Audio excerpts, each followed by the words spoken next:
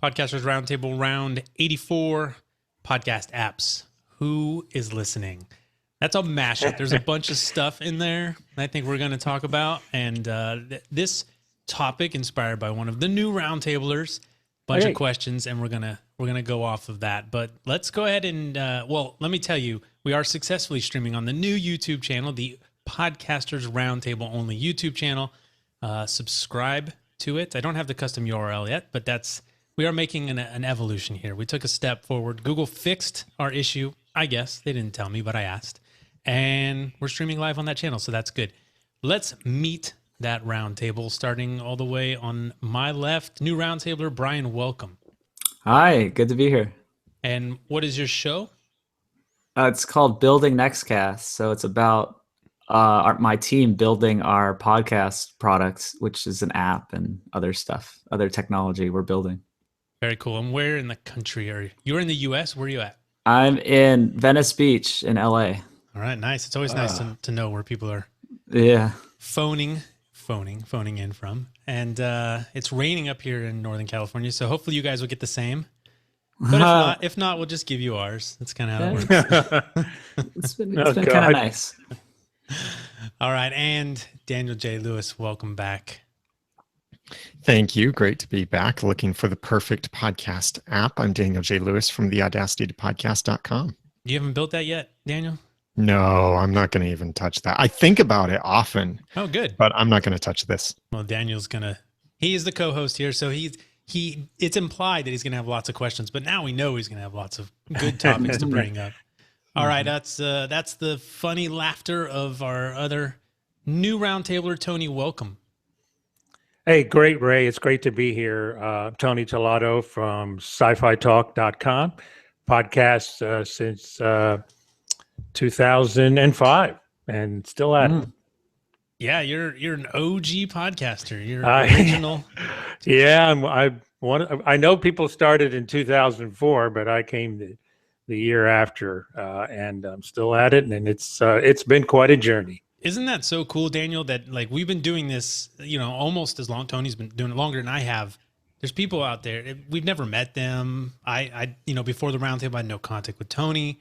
These epic 10-year, 11-year journeys that people do in podcasts, and you're just now meeting them. So that's really cool. Yeah, that's what's one of the great things about the roundtable. Is one of the things I like is you connect and you're always learning in this business, and hopefully that'll never stop. Yeah, that's the key. I mean, I always say growing your show, like as you go, grow as you go, and we're always learning new things. So hopefully everyone here who's watching see a few people in the chat.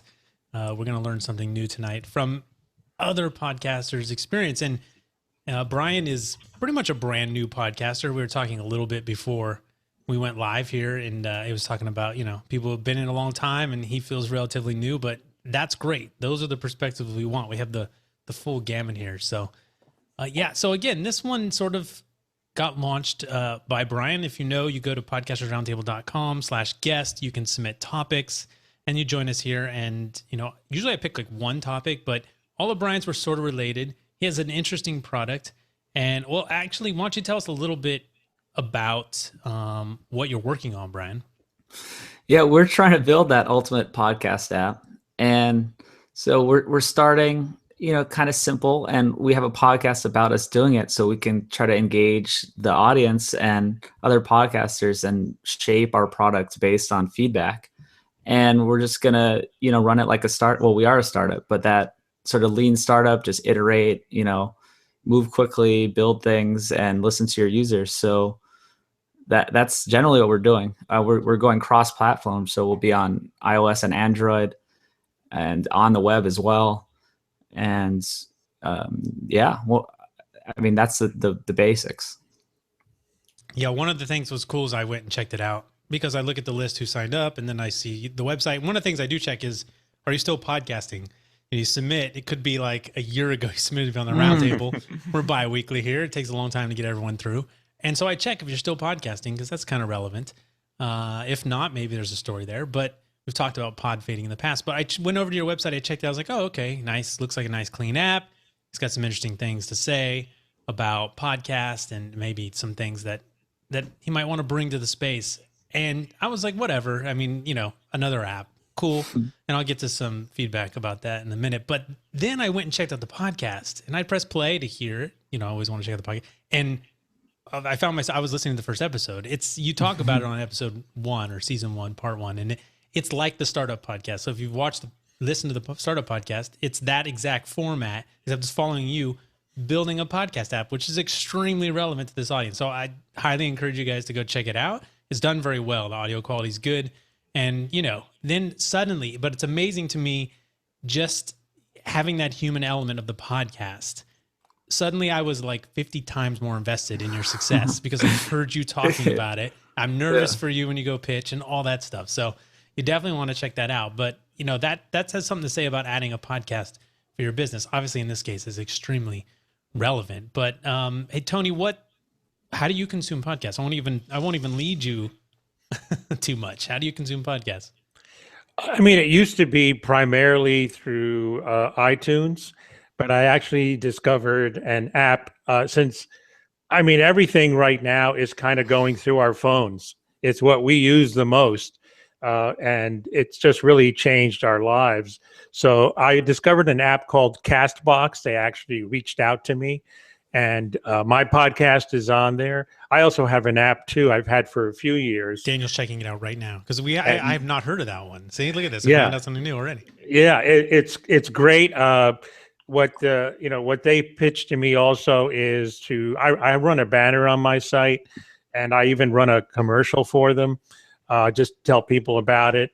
And they also have pitched to me to, eventually do some advertising on there as well, that we would both share in that. So that's a possibility for other podcasters to kind of register with them and to go from there. So what's the value add that they're presenting? I guess really the value is ease. It's just really simple to set up. And to subscribe to other podcasts. And I think you can even configure the player a little bit more towards your liking. It's just ease of use, and it's something you can carry with you in your phone, and I really like it. So I've been listening that way. I don't listen that much on computer anymore. I really listen either on nobody does. Yeah. The stats tell it. Daniel, do we know what those stats are now? Didn't we cross like the almost 80% now or something crazy? Yeah, it's somewhere up near close. 75 or 80%. Wow, that's amazing. On mobile, that is. Yeah, I'm not surprised. I mean, we take these things everywhere, for God's sakes. So, yeah, it's great. I mean, I've had the app. I've had my own app through my hosting service, Libsyn, a few years now, and it's on also on Android, and also have it on iOS.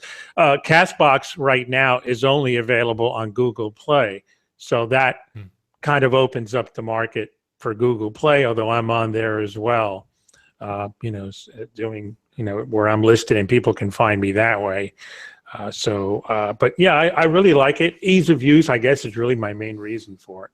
Cool. I mean, what makes it easier than say like the iTunes podcast app? Well, I don't know. It's just really convenient for me. I've actually never tried the iTunes app, but this one kind of reached out to me, and I tried it, and I go, well, it suits what I need, and I can pick the podcast that I can subscribe to, and I have a little playlist set up, and they make suggestions as well. I'm sure iTunes does that too, but yeah. Well, actually, the suggestions kind of went out of the. I used to get a lot of suggestions through the desktop, but not so much in the app. Which is, I was kind of always hoping something they would solve, but it's hard in a limited space. I use Pocket Cast. I've used it almost since I've been using apps. And what's nice is they have a desktop version as well, or a browser version, and it seamlessly keeps track. So I can go from my phone right to the browser, and I don't lose. It just picks up where I was listening. Daniel, what do you use to listen? I listen through Overcast on my iOS device. Overcast, I did buy it when it was a one-time fee late last year, I think. Yeah. And I moved to it. I was using the Apple Podcast app, but I moved to Overcast when the Apple Podcast app had its little fiasco with iOS 9, and that it wasn't working for a lot of people. So I started trying something else. And since then, I've become an Overcast subscriber because I decided all of the great value and content that I get from podcasts every day is worth paying $10 a year for, to have a nice experience to consume all of those. So Overcast for me, I try other apps here and there, but I keep coming to Overcast as my favorite for a couple reasons. Yeah. Interesting. And so I'll lead off. So Emily, Classic Little Podcast, sent feedback in, and I said, people on the email list, make sure you sign up, podcasterroundtable.com/guest. I said, hey, send me your response to this or put it in the chat. I don't know if anyone pre-populated the chat. Daniel might want to check that out before we started. But Emily said, I hope 2017 brings an end to what seems like a new press release every month with a so-and-so has come out with a new app designed to make podcast discoverability easier. So she sounds like she's in the Rob Walsh camp about discoverability. She said she doesn't know about you, but she gets set in her ways. She knows the ins and outs of the iTunes podcast app. And even though sometimes she'll switch to Overcast just for one feature of having 1.25 times the speed, for the most part, she's happy with the podcasts, the iTunes app, and discovering podcasts through word of mouth or through other podcasts she's already listened to. And this is coming from me as a podcast consumer, not as a podcaster. So I would toss it over to you, Brian. It's a crowded market, right? As you heard, we all listen on different podcast apps. So what makes you want to, build a business on another podcast app?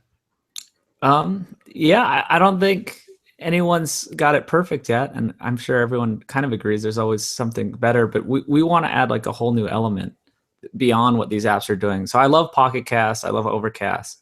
I've paid for Pocket Cast to check it out. So we're trying to do all this stuff, but for free, right? So that's the main thing, is offering it for free. You have to pay like $9 a month to get full access to Pocket Cast, I think. Is it a month or a one time? It's a one time, yeah. One time just to get it on the web. Yeah. And, we want to do this all for free. And I feel like there's a business model behind it. I've been trying to figure out how to do this for 4 years of how to make a podcast app that has all the features that I wanted, including this extra content. So that's our big first thing, is when you're listening, so many times I listen to podcasts and they mention something that I can't see. There's just a huge disconnect. Every single show, no matter what type of show, they're like, oh, they're watching a video. And I'm like, okay. And they're like, oh, go here and you can find it. I'm like, I'm never going to go find it. Or go to this image. And then you have to go to their site or somehow find it. You can never do that. Or they want you to click on the book they're selling. They have either their own book or they're supporting their advertisers. So it's the same thing that happened in the startup podcast, right? The first season they mentioned a couple times, let's build something where you can listen and take action and click on it right there in the app. And that's what I emailed Gimlet for over a year ago, multiple times, to try to say, I've been thinking about this forever. I want to build this. So we finally did build it, and we have our private beta, and it was working really well. It's amazing. I probably should have got it ready to show, but it's all working. And we have this tagging tool where the host can go on. It's always free. Everything's always free. We're actually collecting all these analytics too. So while people are listening, we can give hosts analytics for free as well.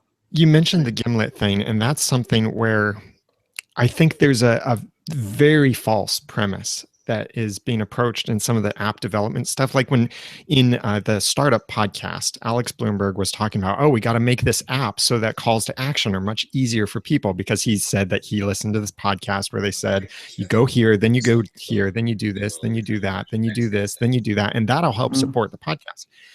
The problem is not the app. The problem is the call to action. And there are countless ways to simplify the calls to action. And that's what podcasters aren't doing. So I think that responsibility for the calls to action to be easier is on the podcaster, not the podcast consumer. Like if it's an app-based thing, then it's on the podcast consumer to make that call to action easier. And the consumer has to use that app. So then you end up running into situations where you have to tell people, okay, if you want to do this call to action, then go download this other podcast app that's different from your favorite podcast app, find our podcast, resubscribe, then you can click on this thing. I think it's the wrong approach to this kind of issue. Yeah, it's a long, slow process. That's what I see it as, where it's not going to happen overnight. And yeah, it's not going to be for a year maybe until someone we have enough momentum behind it where people will actually start using it, and then they won't have to go and get that second app. And so yeah, we're starting feature by feature, adding in, this is our first feature, adding in a discussion threads, live discussion threads right in the app. And so the idea is to just slowly add enough features and get to the point where it's as good or better than any other app.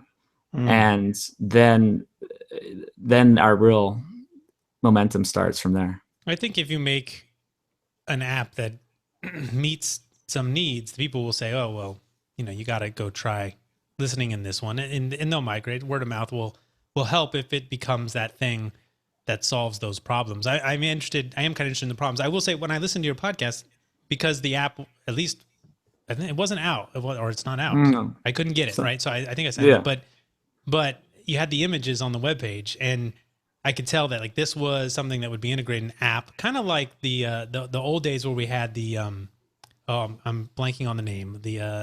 What's the name of the type of podcast? Enhanced podcast with images in it, right? Which is really, and so it was, you're sort of creating an app that allows probably an easier way to do an enhanced podcast, especially now we have phones and it's just, the tech has changed so much. And I did enjoy the images that went along with it. It was fun to see you at Facebook or at your pitch meeting or something. So I think that can be really good. I think one of the challenges is that when people consume podcasts, they're not looking at their screen, right? At least when it's audio podcasts. Yeah. So but it doesn't mean that people can't or won't, because we had enhanced podcast and that kind of just died on the vine. Are you familiar with enhanced podcast? Do you remember those days? Yeah, so I'm familiar with it. I wasn't familiar with it at the time, but we've also thought about that from day one. Is that you're not? I'm driving. I'm never just sitting there looking at it. So it's very easy to swipe through all the content at the end, and there's a summary even. So you can just swipe through, like, oh yeah, that was that. Bookmark this. I mean, it's even easier. Like if someone mentioned something an hour ago, you can scroll through it and find that exact moment. And there we have text, links, anything you want to put in it. And it's even like indexables, like for Google, right? So we're doing cross-platform. It's gonna be on the web too. So you can search and find, Google results will show up and it will get you to that point, exactly that point in the podcast because of our tags. So that's populated from the users? Yeah, so we have all options covered, where it's either the hosts tag their own content, we're tagging content for popular shows, and then we're even trying to look into an approved, like a Wikipedia style model where approved members of the community can tag their favorite big shows, right? So if something like startup podcast, they might not tag it themselves, right? But if we already have listeners of the podcast who have been tagging content for them because they listen, and then they just add a few tags, press save, and then it'll appear in the app. So they're doing the community a service, and then they can get points, kind of like Reddit or whatever, you get like karma points. One of the things I could see kind of working well along this idea is Overcast kind of does this right now, and there are some podcast apps, podcast plugins like Simple Podcast Press that do this, where you can place a time code in your notes and it will be automatically detected, so that if you say at 5 minutes 13 seconds we start talking about this, in your show notes you put that, and then Simple Podcast Press reads that. When that's in your RSS feed, Overcast also reads that, so you can tap on that spot. What could be cool that how does it show it though? Because I see no Overcast interface. Like, where does it show the content? Yeah, it's in the notes, same place as the podcast app for iOS. So the way that most of these apps are doing it, is that it's inside of the cover art, and then You tap So it. like on Overcast, if you swipe up on the cover art, then you start to see the notes. I think it's pretty similar on the podcast app for iOS. You either tap the cover art or you swipe up. Yeah. But then Overcast will automatically detect those time codes. But what could be cool is then an app like yours or something else recognizes whenever there's a line that starts or ends with a time code, or that includes a time code in brackets or something like that, certain formulas, that filter it out. And then it generates a table of content in case the podcaster didn't do that themselves. We actually had a listener suggest that and said he was be willing to help us. He codes for a living himself and wanted to do it. So yeah, we're definitely would want to do that. Yeah, because some of them already have chapters, even chapter marks, right, in the podcast. So the difference here we're doing it right in. You don't have to do anything. So the podcast player is just the part of the screen, and then as you go, as you go past it, it just changes right there, and you can click on links. The image is changing, and there's a link associated with the image. It's basically enhanced podcasts. Yeah. And but doing it right in the full screen, and then you can scroll up, and if there's more, and then you can have like all the discussion thread would be right there too. So if you scroll past the content, you would always have that live discussion thread at that. Well, live as in that moment of the show. Updates, yeah. Cool. Hey, Tony, I mean, you've been doing this so long, right? When we talk about how do you said you're on Libsyn, so is that pretty much how you get your analytics about your audience? Yeah, actually, I use also Blueberry for my stats. Kind of going back years ago when I started, Libsyn has had problem with their stats. And there was even one weekend where the stats were inflated. That was to the point of being ridiculous. But I found that Blueberry, they really worked on their matrix, and they really have it down. And I really like the numbers have been, where they should be, and not going crazy all over the place. So I use them, and it just redirects them so that they can can sample the downloads, where they're coming from and all that. Do you know anything outside the numbers about who's in your audience? I mean, do you have interaction? Do you run polls or? I basically on Twitter, a lot of people on Twitter interact with me, and as a result of doing this a while, a lot of publicists have found me because I'm an interview-driven program, and I deal with a lot. It's not just the big boys, but also the intermediates that maybe do a B movie or somebody who's kind of breaking in. A few years ago, I interviewed Gareth Edwards, and this weekend he has Rogue One coming out. So on my last podcast, I played a segment of that interview where, what happened to him after this movie he did called Monsters. And he was like interviewing with all these people in Hollywood, and look where he is now. So it's great to get those people early on too. But yeah, Twitter has been really good for me to interact with people. People are more comfortable talking to me that way, even much more than through email. So I'm on there every day, and I get notices all the time, and also people kind of one of the bad things about it, or not bad, but people kind of push their stuff on you, or what they're doing, mostly writers. But I've also discovered some really cool indie films that way too, and I've had them on as guests as well. Yeah. And so I kind of ask, because I think, Brian, this is probably another area you're looking at changing, right? I mean, you listed podcast download numbers and analytics, and then basically as a topic to discuss probably a while ago, but you may or may not remember that. But I think, I ask that based on, because we know our numbers, we know downloads and stuff like that. We get geographic numbers and stuff like that, but we don't get information about our audience per se, right? Daniel, I mean, do you, I'm photobombing. Daniel's doing some type of selfie thing. Daniel, have you done a poll? How do you know more beyond the numbers that Libsyn or Blueberry or whoever you get analytics from? How do you know more about your audience? A couple of places. So first of all, the Blueberry or Libsyn numbers, they are reliable. So don't think, I know Dave Jackson's probably like, we fixed Libsyn a long time ago. Well, Dave should have been here then. Not in Florida at a podcast conference. I use both. So it's, I'm not saying they're bad. The downloads can help you know like where your audience is coming from. Yeah. Beyond that, some people get access to iTunes Site Manager, which is their special partner portal for invited partners, networks, and such. That can give you some demographic information. But outside of that, the best way to find it is asking your audience. One of the cool things that I've done recently is, and this may be the one and only reason that you might want to set up I'm going to get all marketing speak here for a minute, an autoresponder sequence on an email newsletter. Please don't faint at those words. It's basically an automated email that goes out. I set this up. I've had this for a while, but I decided to change my welcome email so that when someone subscribes to my email list, the first email they get says, thanks for subscribing. And then I ask a question. I ask, what's your podcast? Or tell me about your podcast. Or if you haven't started a podcast yet, what's your interest in podcasting? And I do say in the email, just hit reply. And in the PS, I also put in there, I'm serious. I want you to reply to this email and tell me.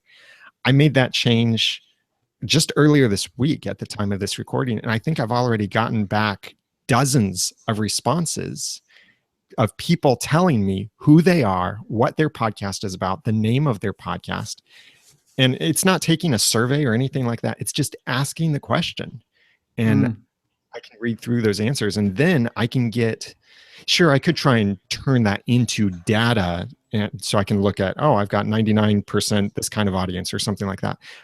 But it just gives me a feel for my audience. Yeah. So like most of the people who are responding are saying, I have a podcast already. So I'm keeping that in mind. Most of the people who are subscribed, or at least new subscribers, already have a podcast. They're not interested in launching, but there are a couple who are interested. So it's that direct connection, the direct communication, I think, that gives the most value. And sometimes just in a way going with feelings, like how do you feel about the people you're interacting with? What's the general vibe you're getting from them? It doesn't always have to be about data and numbers. It's about relationships. Right. Absolutely. One of the things I've done is through the years, I've done surveys and I've gotten a pretty good feel of what my audience is. And the range has been like from 18 to like 70 because of, what I cover. But I would say probably the core is probably between, I'd say about 21 to 34. And most of them work professionally. Most of them own homes. Most of them are married. I've also interacted with people where people could, with the devices available, have listened to me in their cars or on the way to work. I get that a lot on the way to work in the morning. So have you guys changed your show at all based on having more knowledge about who's listening? What I have done is, I think what I do is I release things like a little earlier. Like technically everything comes out Friday, but I do like a magazine type interview program. I release it Thursday night. So this way, those people that take it to work can download it that night or have access to it that night so that they're ready to, have it in the morning. So that's, I've changed to make it easier for the audience to get the product a little earlier. Yeah. So Brian, this is a spot where you feel like you could add something, right? Yeah, definitely. Your audience. If we have a significant number of users to our app, then we can know a lot more because we know everything that goes on in the app down to the second. Of course, we're not going to track you personally or try to get your personal information, but just general data of who's listening when. So we have way more analytics than just demographic data. If people sign up with Facebook or Twitter, then we can have more demographic info of whatever they provide to Facebook or Twitter. Then we can grab that. And we can also grab when they're listening to the second. So we can give you a graph of your episode and the duration, and then you can see your listener count as it changes over time. Yeah. And know anything you could imagine, because YouTube has it. I mean, so anytime you have people on your platform, you can measure that stuff. Whether you share it or not is another story. So I think the analytics you get on YouTube are absolutely amazing, because you can see pretty much what everyone's doing. You can make adjustments to your content based on that. If everyone's always dropping off at the same point, you can cut that out. Well, not necessarily, because when you're looking at stats like that come from a single platform, you're looking at stats in a box. But they're statistically significant at some point, right? Yeah, you only need a large sampling to get some idea. If you look at YouTube stats, what's on YouTube? It's video. So you look at your YouTube stats and you see, people tend to drop off after so many minutes or so. So that must mean short videos work. Well, how long is Star Wars? That's way too long. Aren't people leaving Star Wars 5 minutes in? But that's a movie. It's a much different type of consumption. It's a different context. Yeah. That's what I'm saying. Right. So if I want to fine tune my YouTube channel, I can do that based on stat. Right. Here's the thing. More information. I mean, it could hurt. You could do stuff that you don't want, but most of the time it only helps. Well, like we see this with Stitcher, where Stitcher has traditionally been a streaming only platform. And in Stitcher, you get to see your consumption stats and see how far along people listen. A downfall of that is that could be a stereotypical behavior of Stitcher users, where they are streaming and they stop. And that's when it stops. And more apps that give us that information is better, right? Because having Libsyn stats versus Blueberry stats versus PodTrack, have them all, you can get a better idea. Are they correct? Are they accurate, right? Are they measuring similarly? Can you make any correlation? So, not a lot of apps are giving that info. I mean, if iTunes would give us, they could tell us length of listen, right? From the app, they could tell us that. That would be length of listen to me. If not very interesting, I think is important. I think there's some stuff that can be gleaned from that. So, Brian, you want to share length of listen, which would be great, I think. I think it's very important. Even for me personally, I only have 15th episode the other night I released, but I had a drop off at around episode 4 or 5, and I don't know why. So was it the previous episode? Did people stop subscribing, or was it that episode? Like, I don't even know. Or was it? So exactly, you want to know when people drop off, and even beyond length of listen, even a graph, you can see exactly up and down. You can see when people skip even. So skipping is good. Are they skipping my ads? Well, that could be bad ultimately for your advertisers. But you want to know that, right? And but I mean, you can see if they still got the impression.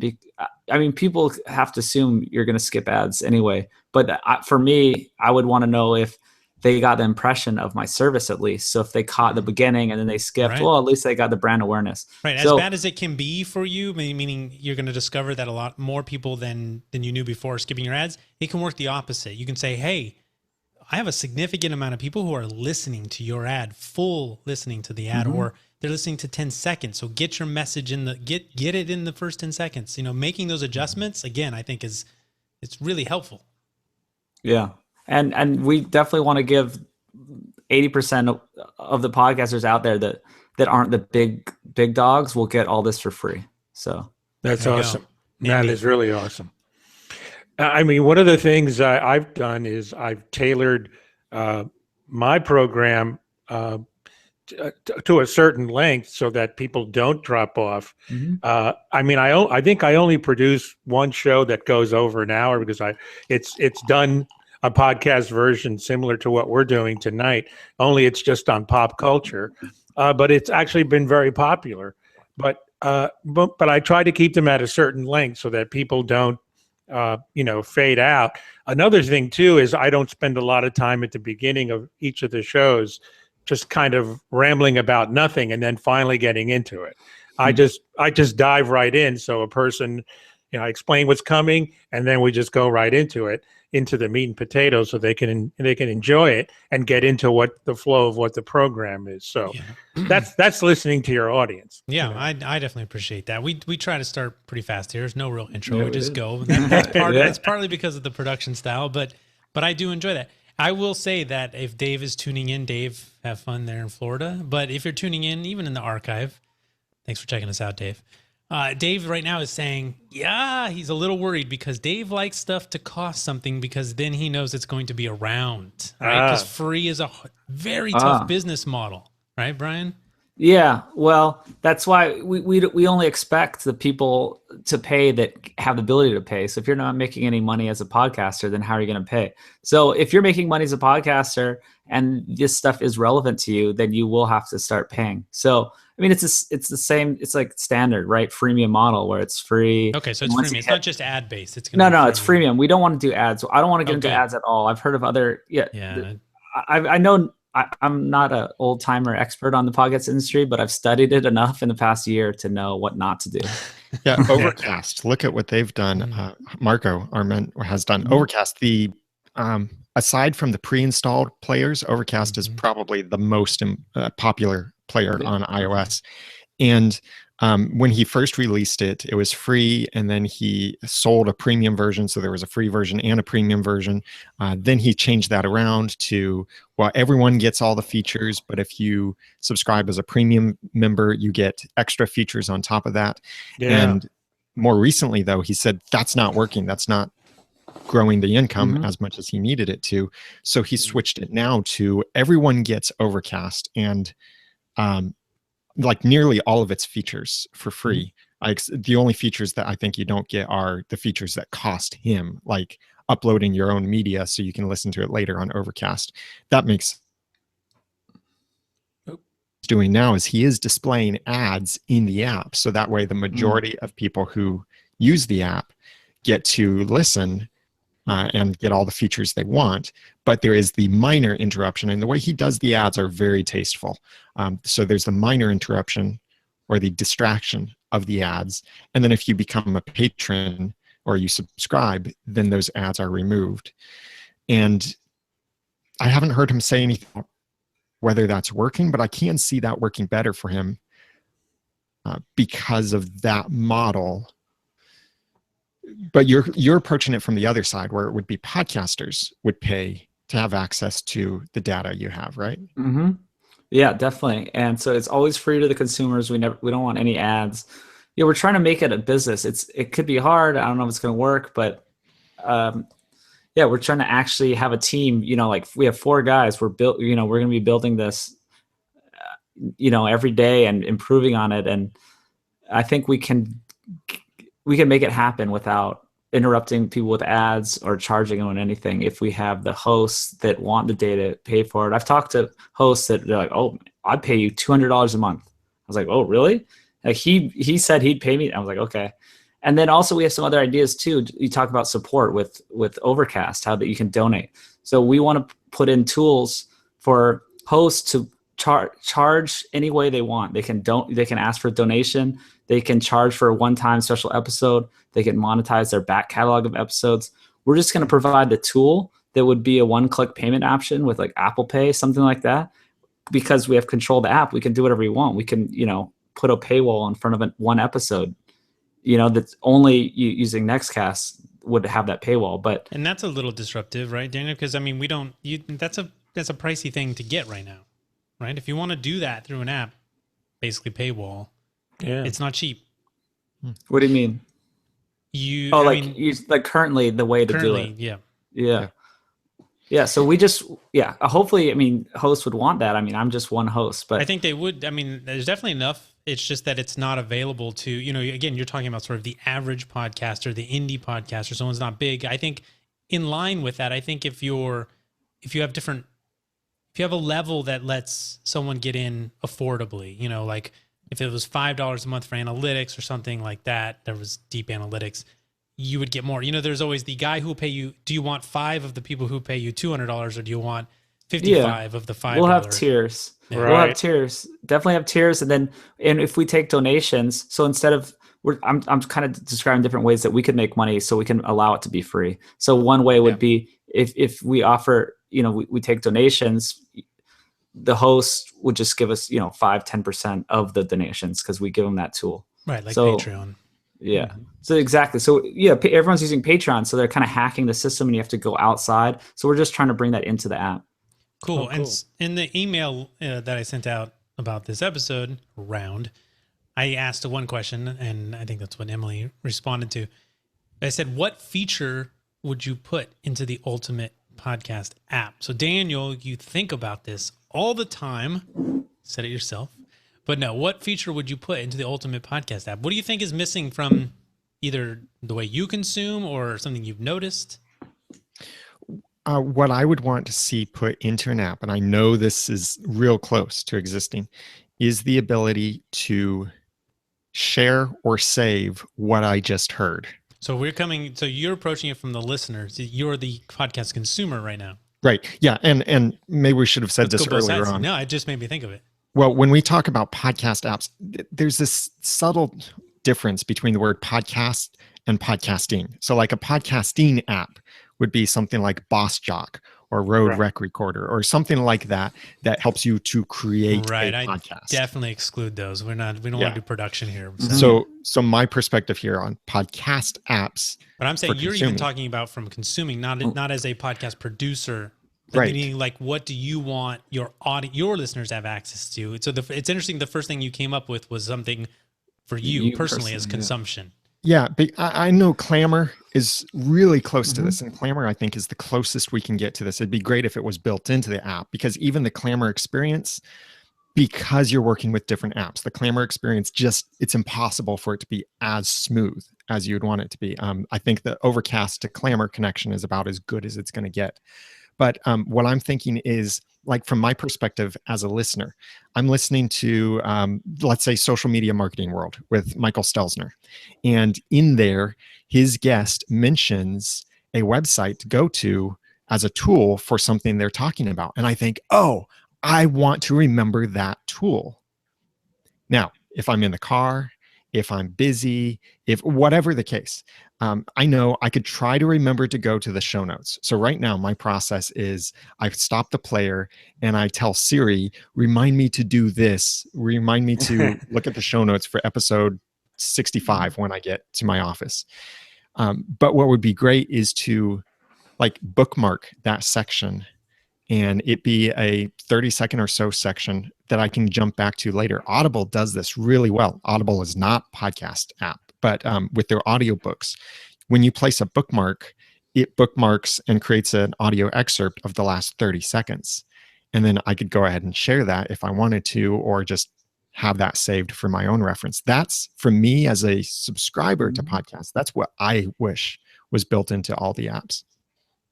Yeah, that's a great idea. You know, someone suggested to me, what if you could even have a little cheat code like with your earphones and you could press up, down, volume, and then it would save it. It would save it. Warriors, up, down, down, A, B, A, B. I love it. Yeah. So yeah, I think that's an amazing idea and would love to put that in. All right. I really wish that could exist, but the problem is so many headphones are different. And Siri, I think, would be the closest thing to that. But even like the Siri commands right now aren't that good. Like someone said at one point, I don't know where this started, that when you're listening to a podcast, you could tell Siri, remind me about this later. I have tried that in Overcast, in the podcast app, in other apps. I don't know what these people are talking about that said you can do that. It does not work, at least for me. I don't know. Maybe I'm saying the wrong thing, but it will not remember that episode at all, or let alone that section of the episode for me. Interesting. So Tony, do you have a feature you would like to see either as a producer, what you'd like to have your audience have access to, or a consumer as someone who listens to podcasts? Yeah, I mean, I think the thing is to be able to, what Daniel was talking about. I think that would be so important. On my shows, like if someone wants to hear like a quote or something, or just a reply to a question over, to be able to save that a la Clamor without having to, go back later and try to find the exact time where it's said. I think that would be huge. But it sounds like, as far as a lot of the other things that Brian is working on, it's certainly singing a song that I want to hear. It looks like you're on the right track as far as from a producer. Yeah, it's hard. There's so many ideas, and it's just a matter of doing them all. I mean, Right. So what's the biggest barrier then to getting your version of a podcast app out for you? What's the biggest barrier? Just for our company, or Yeah. well, it's just building technology. We actually had to rebuild the app recently, and just building technology is hard. I'm not a coder myself. I'm a product manager, and I've done everything but coding. So it's just getting a product out the door is very hard, and it always takes twice as long as you think. So, yeah, Definitely. Wow. Yeah, Brian, I know it's not easy. So, man, I know you have some sleepless nights, I'm sure. Yeah. Yeah. But keep fighting the fight, man. Definitely. I mean, that's a goal. We're trying to be sort of self-sufficient, so we don't have to rely on funding, because you don't want to rely on outside funding. And we want to.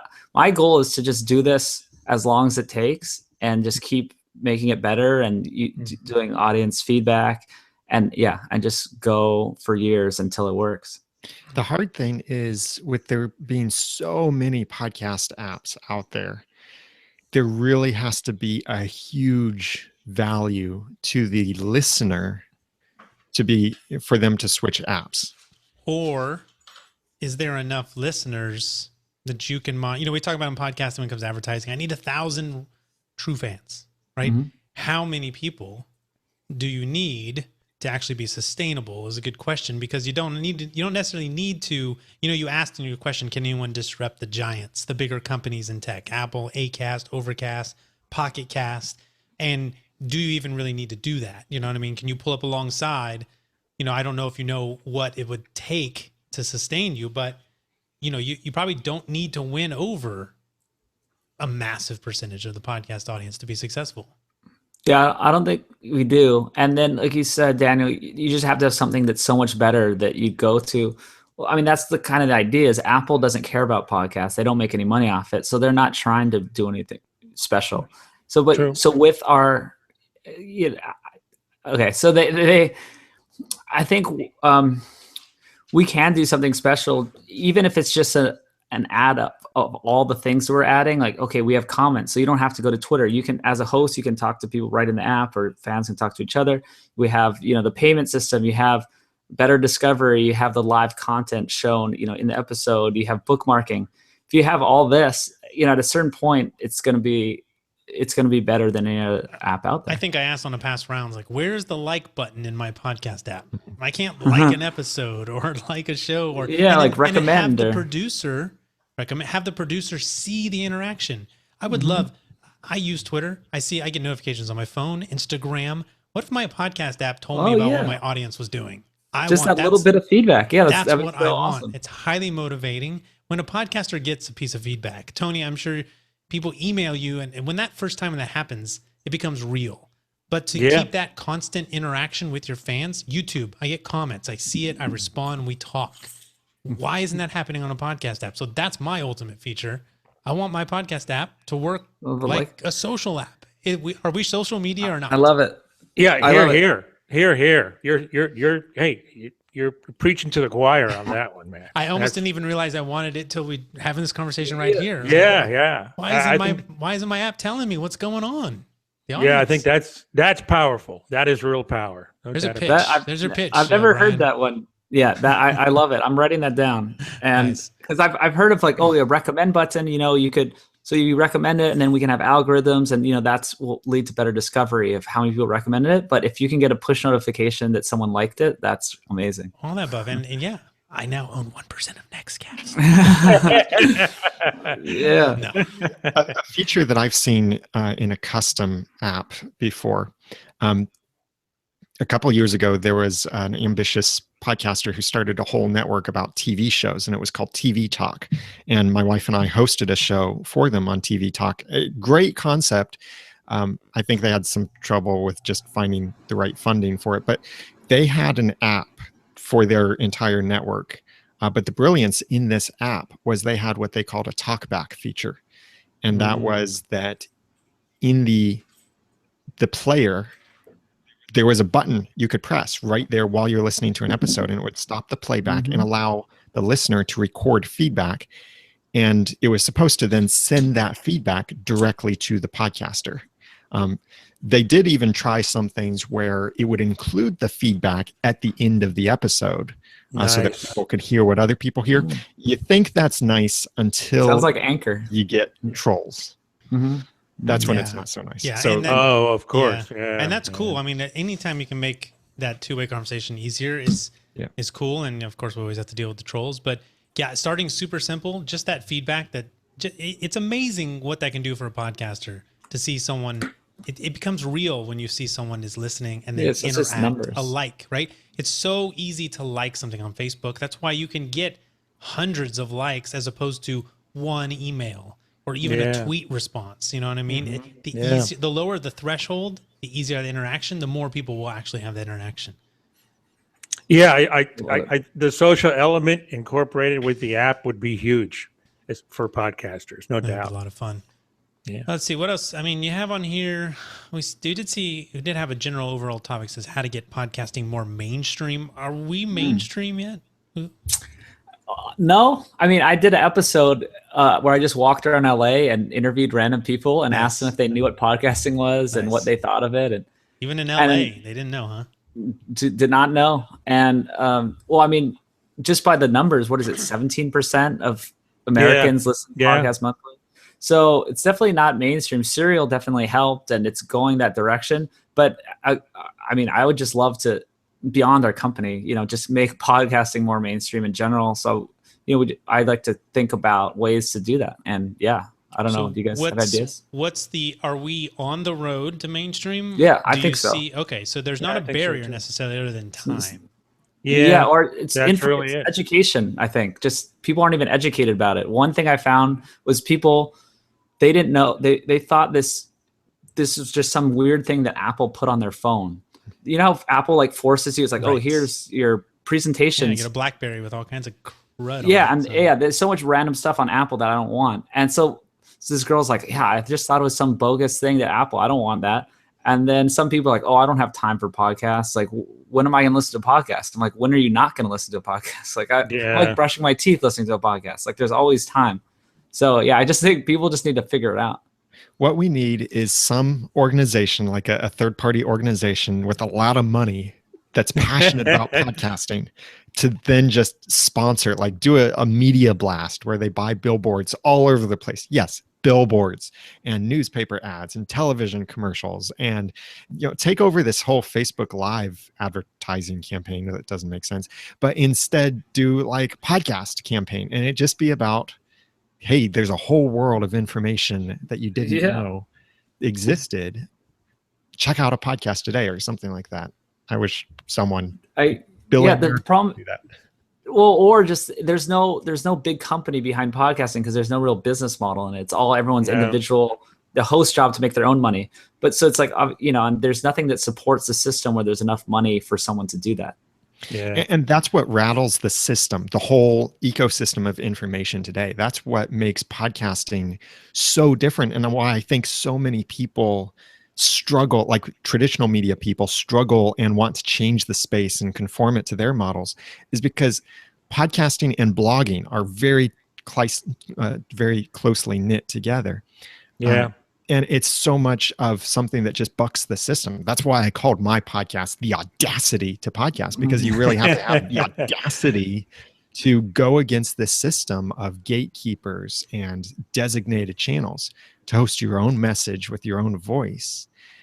And the world just needs to discover that passion. Some good stuff in the chat. So Mark, he says, still explaining to people what podcasting is here in Australia and how to download them. So he's pushing through and still finding that barrier there. But Emily, this is great. She says, Snapchat took out billboards with just the ghost logo on it, and people went nuts trying to figure out what it was.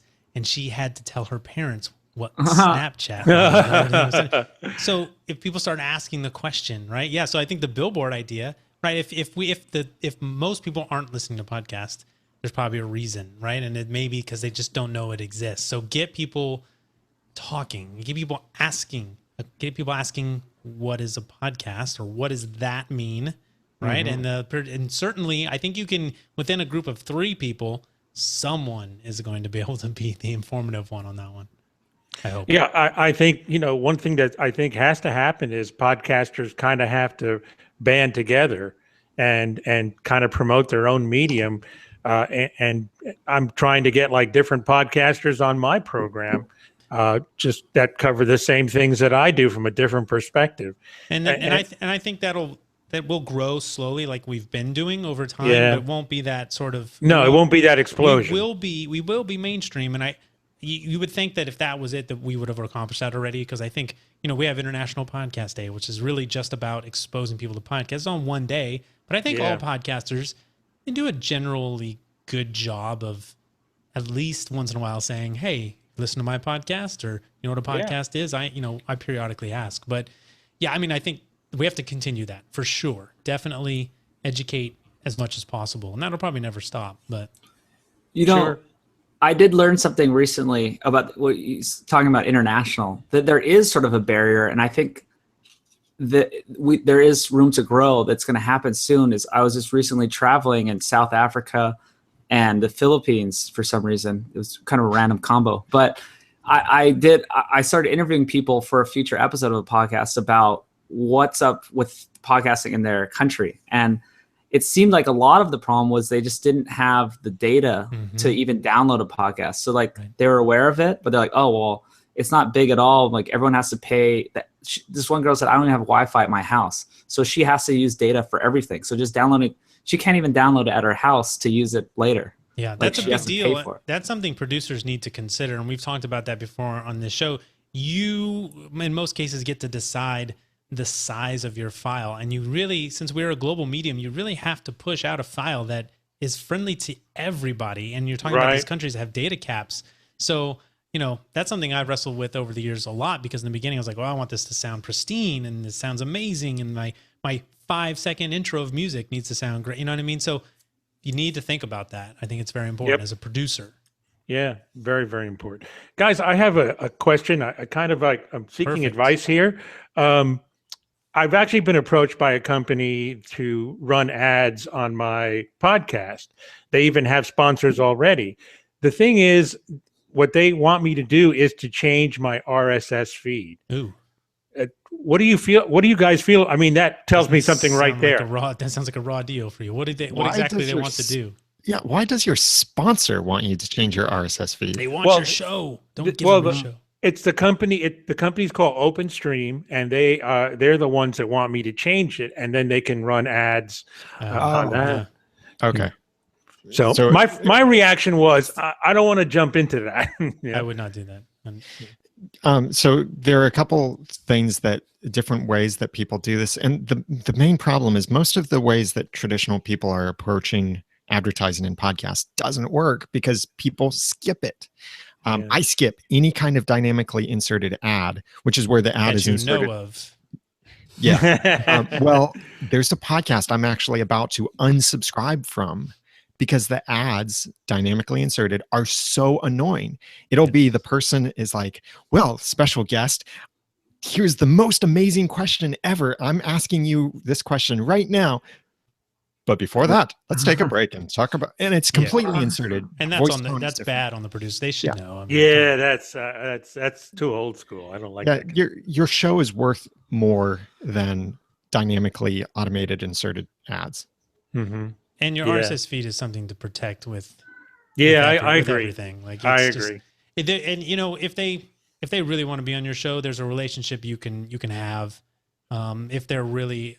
The question is it something you would promote to your audience? And there's something that can be worked out, whereas you stay in control of your RSS feed and maybe give them. So I'd be very cautious when people want to approach you. I would protect my RSS feed.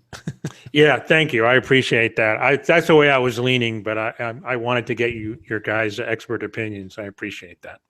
Cool. Well, I mean, there were more topics on here I didn't even cover. How can we make the podcast ecosystem better as a whole?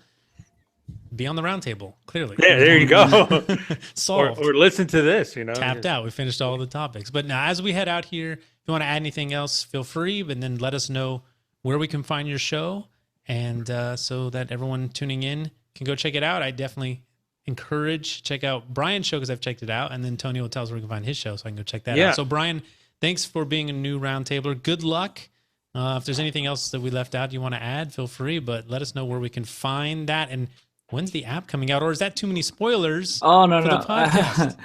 No, it's coming out very soon. We're rebuilding it. It'll be in early January. So, All right. yeah, it's great. You can go to buildingnextcast.com. It's our podcast site, or nextcast.co. And yeah, we just want to connect with anyone. So I would encourage anyone to find me on Twitter, on any email, the website, whatever. Just say anything like, oh, this sounds great, this sounds stupid, or here's an idea, anything So my like big that. question is, are you going to advertise on podcasts? Are you going to sponsor some podcast? Yeah, maybe. I mean, we'll do anything we can. I don't know. I mean, hopefully a host will organically talk about us because they like our products. They definitely will. If you know.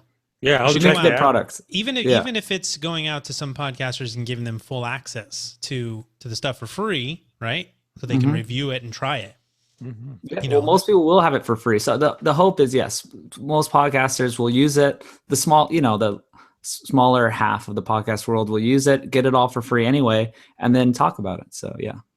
Cool. Yeah, And then- I will check it out for sure. And I would mention it if I really like it. yeah. Cool. And I mean, that sounds like an approach that app, I can't remember the name, that took the approach with Tony. They came to him and said, we have an app and we'll exchange a little something here and you can promote your audience. there you So go. something to think about. But Brian, where can we find your show? What's the URL? Yeah, buildingnextcast.com.